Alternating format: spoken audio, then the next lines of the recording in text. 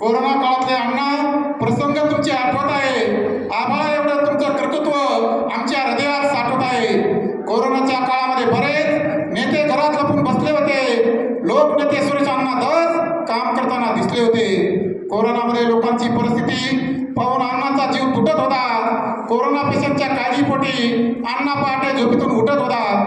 अण्णांचे कार्य सगळे लोक उघड्या डोळ्यांनी पाहत होते. कोरोना काळात अण्णा मात्र गुरांच्या गोठ्यामध्ये राहत होते.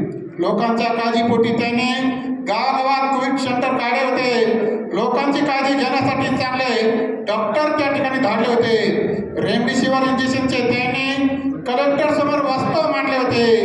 रेमडेसिवीर मिळावं यासाठी कलेक्टरला अण्णा भांडले होते.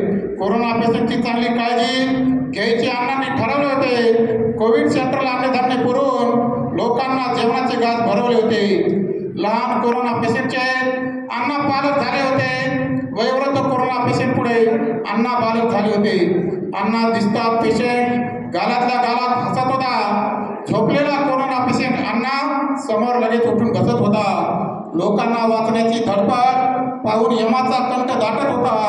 हा सगळा मार्ग सोडून यम दुसरीकडचा मार्ग गाठत होता. बिल कमी करण्यासाठी पेशंट फोन लावत होते. अण्णांचे एक फोन त्यांना बिलासाठी पाहत होते. वाचलेल्या कोरोना पेशंटच्या डोळ्यातून आनंदाश्रू साचत होते. अण्णामुळे वाचलो. घरी आल्यावर पेशंट आनंदाने नाचत होते. या कार्यामध्ये अण्णासोबत जीवाभावाची माणसं जोडली होती. पैसा कमी पडू लागला होता आणि हातातली अंगठी मोडली होती. अण्णासह जनतेला काही होऊ नये यासाठी कार्यकर्ते मंदिरात गेले होते. मंदिरात जाऊन कार्यकर्त्यांनी देवाचे दुधाने अभिषेक केले होते. कोरोनाच्या महामारीत अनेक ठिकाणी पेशंट वाढले होते. सुरेश अण्णा धस यांनी कोरोनातून लोकांना सुखरूप बाहेर काढले होते.